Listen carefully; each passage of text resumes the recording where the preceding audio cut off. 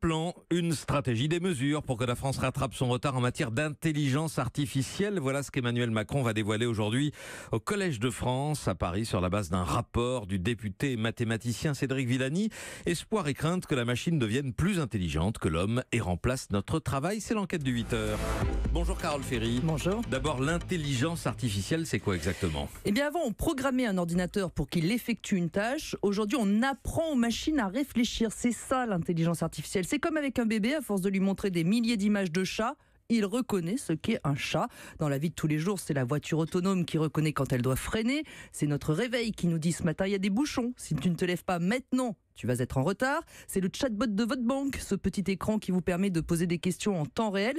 Derrière, vous n'avez pas des salariés, mais un ordinateur entraîné à répondre aux questions.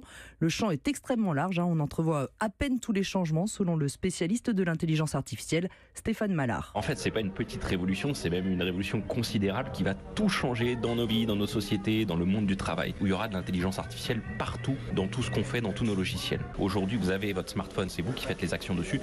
Demain, l'intelligence artificielle sera proactive, c'est elle qui vous suggérera des choses. Elle sera capable, par exemple, de payer vos factures, de payer vos impôts, et elle vous enverra juste une notification pour vous dire, au fait, j'ai payé tes factures, j'ai payé tes impôts. Oui, ça va aller bien au-delà de nos factures et nos impôts, non Oui, Carole ? bien sûr, il y a énormément d'attentes. Dans le secteur de la santé, les machines qui pourront détecter beaucoup plus finement qu'un médecin un cancer sur une IRM, par exemple.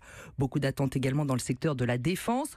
Le problème aujourd'hui, c'est qu'on est très en retard par rapport aux Américains, aux Chinois, aux Canadiens. Et c'est pour ça que ce rapport préconise notamment de multiplier par 3 les formations d'ici 3 ans. Aujourd'hui, les grandes écoles d'ingénieurs ont des cours d'intelligence artificielle, mais pas de cursus spécifique. En France, on n'a pas de BTS ou d'IUT spécialisé. Les besoins sont tels que Microsoft a même anticipé en créant sa propre école au sein même de son siège social en région parisienne. 24 élèves qui ont droit à une formation accélérée de 7 mois avant de passer un an en entreprise. On entend pourtant surtout dire que ça va détruire des emplois. On sait combien, Carole ? Non, on sait juste que ce sera énorme puisque beaucoup de tâches vont être automatisées. La vraie question, en fait, c'est de savoir si ça va détruire plus d'emplois que ça ne va en créer ou l'inverse. Et là, il y a vraiment 2 écoles. Personne ne sait aujourd'hui qui a raison.